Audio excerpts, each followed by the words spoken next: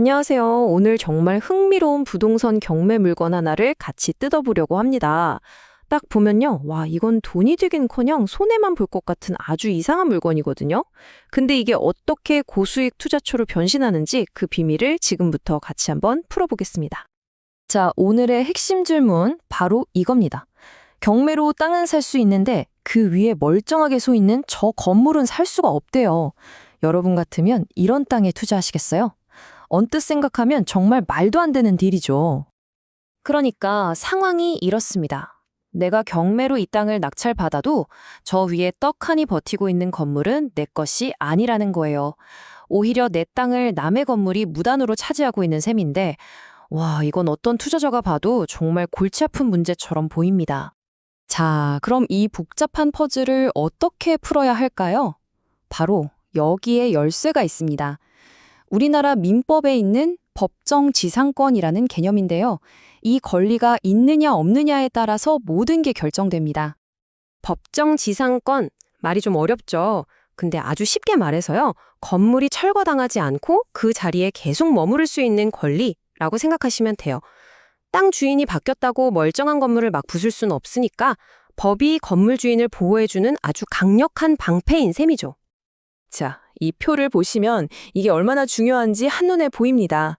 이 권리가 있느냐 없느냐에 따라서 땅의 가치가 정말 하늘과 땅 차이로 갈리거든요.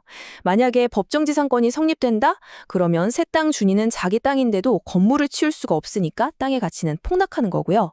반대로 성립이 안 된다? 바로 그때 이 땅이 진짜 가치를 되찾을 엄청난 기회가 생기는 겁니다. 이제부터가 진짜 탐정 게임의 시작입니다. 이 사건에는요, 건물 주인의 그 강력한 머무를 권리를 완전히 무력화시키는 결정적인 단서, 그러니까 두 가지의 법적 허점이 숨어 있었습니다.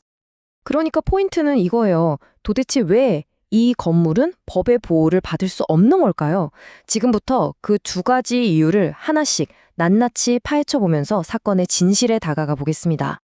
자, 첫 번째 허점입니다. 원래 이 땅과 그 위에 있던 낡은 건물, 이 두 개를 묶어서 은행에서 대출, 즉 공동저당을 설정했어요. 그런데 건물주가 그 낡은 건물을 허물고 완전히 새로운 건물을 지어버린 겁니다.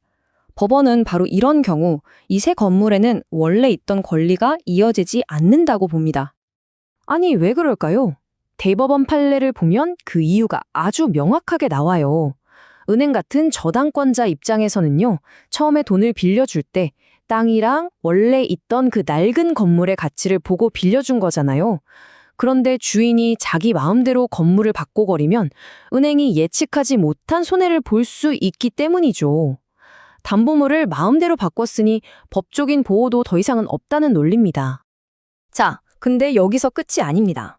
이 사건에는 법정지상권을 무력화시키는 또 하나의 아주 강력하고 결정적인 허점이 있었습니다. 바로 소유자 문제였어요. 등기부를 딱 떼어 보니까 아주 간단하면서도 치명적인 사실이 나옵니다. 저당권이 설정될 당시에 땅은 남편 명이었고요. 새로 지은 건물은 아내 명이었던 겁니다. 법은 아주 명확합니다. 법정지상권이 성립하기 위한 가장 기본적이면서도 절대적인 조건이 뭐냐면요.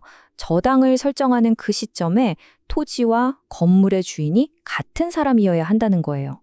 이 사건에서는 두 사람이 부부 사이라고 해도 법적으로는 엄연히 다른 사람이잖아요. 바로 이 기본 조건조차 충족하지 못했던 거죠. 이걸로 건물주의 머무를 권리는 완전히 사라져버렸습니다. 자, 이제 모든 퍼즐 조각이 딱 맞춰졌습니다. 이 깊이 있는 법률 지식이 어떻게 막대한 수익으로 연결되는지 그 짜릿한 결말을 확인할 시간입니다. 이 건물이 더 이상 법적으로 보호받지 못한다는 사실을 아는 순간 상황은 180도 역전됩니다.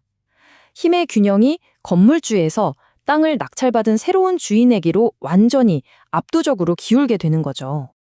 이제 새로운 땅 주인은 아주 강력한 카드 두 개를 손에 쥐게 됩니다. 첫째, 건물주에게 당장 당신 돈으로 건물 철거하고 땅을 비우세요 라고 요구하는 겁니다. 둘째, 어차피 철거될 운명인 저 건물을 아주 싼 값에 사들여서 토지와 건물을 모두 내 것으로 만드는 방법이죠. 어느 쪽을 선택하든 투자자에게는 절대적으로 유리한 게임이 되는 겁니다. 실제로 이 사건에서요, 감정가가 1억 원이었던 이 토지는 바로 이 복잡한 법적인 문제 때문에 아무도 입찰을 안 해서 결국 7천만 원까지 가격이 뚝 떨어졌습니다.